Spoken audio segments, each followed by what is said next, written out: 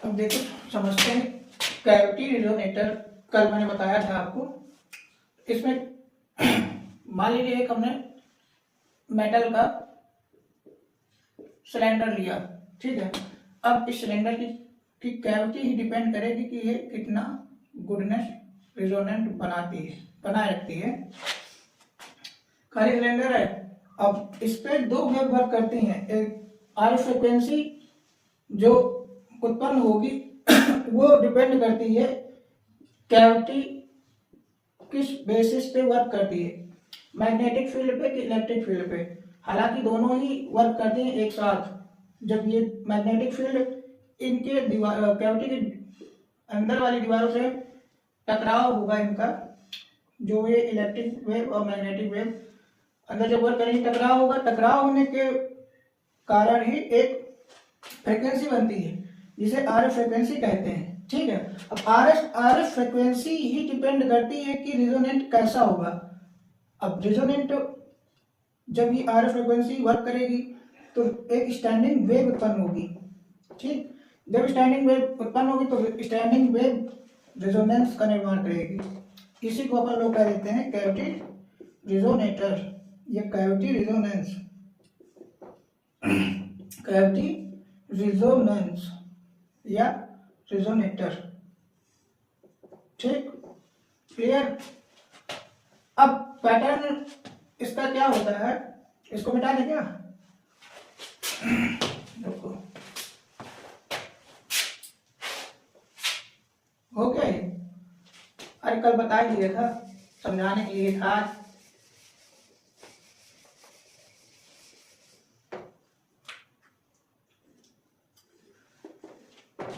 Generally क्या होता है कि अपन लोग जब इस पे वर्क होता है, रिजोनेंट जो होता है, सॉरी यार, रिजोनेंस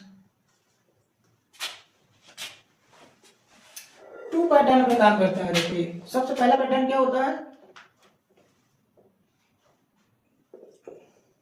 सबसे पहले मॉड्स समझ लो, अभी नहीं, टाइप्स ऑफ मॉड्स,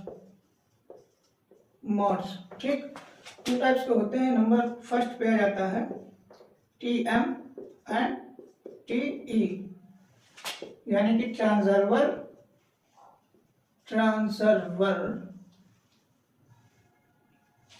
और इलेक्ट्रिक।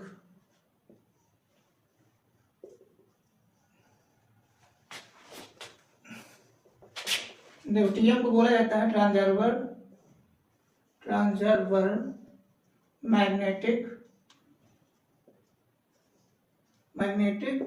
और टी को बोला है ट्रांसर्वर इलेक्ट्रिक, ठीक। टू टाइप्स मोड पे काम करता है। जो रिजोनेंस बनता है अपना किनसे बनता था, यार बताया था, स्टैंडिंग वेव किससे आता है, आरएफ फ्रिक्वेंसी से आता है। आरएफ फ्रिक्वेंसी कहां से आता है, कैविटी पे कितनी फील्ड काम करती है, टू फील्ड, मैग्नेटिक इलेक्ट्रिक। ये किससे टकराव होता है इनका, सिलेंडर की कैविटी से, अंदर वाले पार्ट से, यहाँ से ये जो वेव होंगी अंदर जब टकराव होती है। अरे यार एग्जांपल में मैंने कल बताया था, गिटार अंदर से खोखला ही तो होता है। जैसे कोई आपने उसमें म्यूजिक स्टार्ट करा तो खोखला जो पार्ट होता है उस पे वेव उत्पन्न होती है, वाइब्रेशन होता है। अगर बजाया होगा तो देखा होगा, ठीक है, वाइब्रेशन उत्पन्न होता है। यही दोनों फील्ड वर्क करती है और इस पे ये आरएफ फ्रिक्वेंसी बनती है। आरएफ फ्रिक्वेंसी स्टैंडिंग वेव को निर्माण करती है, रिजोनेंस, ठीक, दैट्स क्लियर। अब आते हैं पैटर्न जो मोड का होता है। इस पे जो मोड्स वर्क करते हैं, टीएम और टीई बोल दे तो ट्रांसफर मैग्नेटिक और टीई ट्रांसर्वर इलेक्ट्रिक, ओके, ठीक, आ गया समझ में। अब क्या होता है, इनका यूज कहां कहां पे होता है, ठीक। कैविटी रिजोनेटर का जो ये कहां कहां पे यूज होती है, मैं इसको बता रहा हूं, ठीक है। कैविटी रेजोनेटर का यूज यानी कि were used for cavity resonator, ठीक, were use cavity resonator, cavity resonator. जैसे एक रडार सिस्टम सुना होगा, रडार सिस्टम, रडार सिस्टम सुना है, देखा तो होगा मूवियों में, फिल्मों में देखा होगा रडार सिस्टम कैसा होता है। रडार सिस्टम जब मूव करता है तो उस पर आरएफ फ्रिक्वेंसी काम करती है, यही काम करती है, आरएफ फ्रिक्वेंसी ही काम करती है, ठीक। आरएफ फ्रिक्वेंसी जब वर्क करेंगी तो निर्माण होता है स्टैंडिंग वेव, स्टैंडिंग वेव का, ठीक है, स्टैंडिंग वेव रेजोनेंट निर्माण, और रेजोनेंट के कारण ही वो वर्क करता है, ठीक। तो रडार सिस्टम हो गया, माइक्रोवेव हो गया, आरएफ सॉरी एक और होता है म्यूजिकल इंस्ट्रूमेंट हो गए, और इलेक्ट्रिक चीजें जो होती हैं क्या बोलते हैं, फिल्टर्स हो गए, जो फिल्टर्स होते हैं, छोटे छोटे फिल्टर्स लगे रहते हैं ऑटोमोबाइल सेक्टर में, और आरएफ टेस्टिंग में यूज होता है, टेस्टिंग में सीधे सीधे ये रडार सिस्टम में यूज होता है, माइक्रोवेव में यूज होता है, और आरएफ टेस्टिंग में होता है, म्यूजिकल इंस्ट्रूमेंट में होता है, ठीक है, म्यूजिकल इंस्ट्रूमेंट में होता है, बहुत सारे इंस्ट्रूमेंट आ जाते हैं म्यूजिकल इंस्ट्रूमेंट में। तो इसका यूज समझ पता चल गया, काहे यूज होता है, कहाँ यूज होता है, क्यों यूज होता है, सारी चीजें क्लियर हो गई। मैं डाल इसको, अभी मैं पूछूंगा,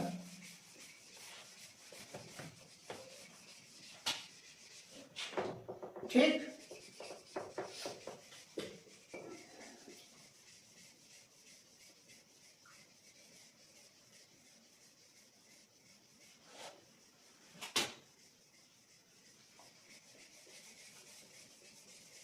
क्लियर। अब आ जाओ क्वालिटी फैक्टर।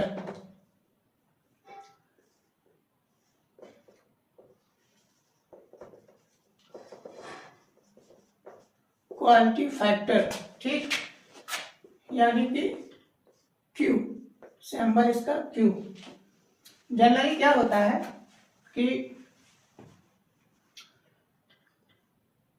क्वालिटी फैक्टर ही बताता है कि कैविटी कितना बेस्ट या कितना गुडनेस रेजोनेंट बनाती है, ठीक, बनाए रखती है।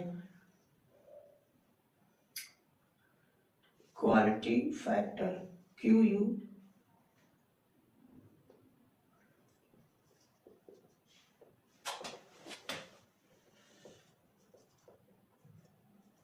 फैक्टर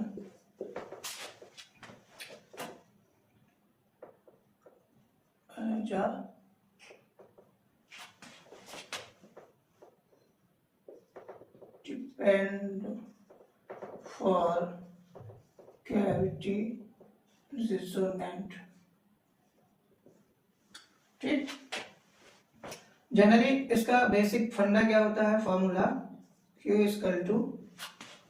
इक्वल टू होता है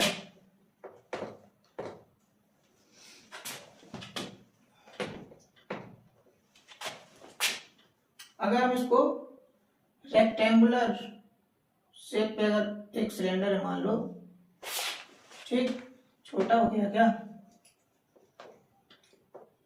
और ऐसा मान लो ये एक हमारा सिलेंडर है रेक्टेंगुलर शेप पे, क्योंकि कैविटी का आकार, स्ट्रेंथ, हाइट ये सब डिपेंड करती है कि उसका रेजोनेंट कैसा बनेगा।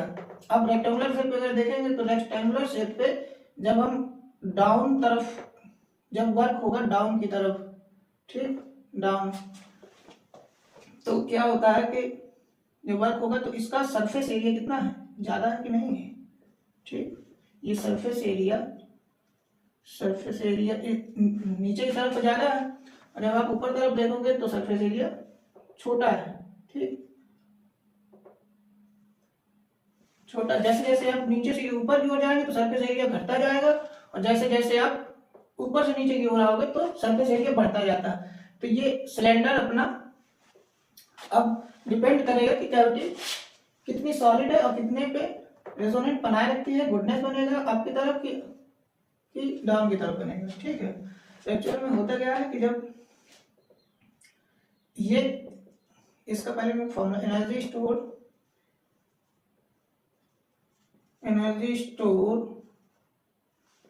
Storeyed upon energy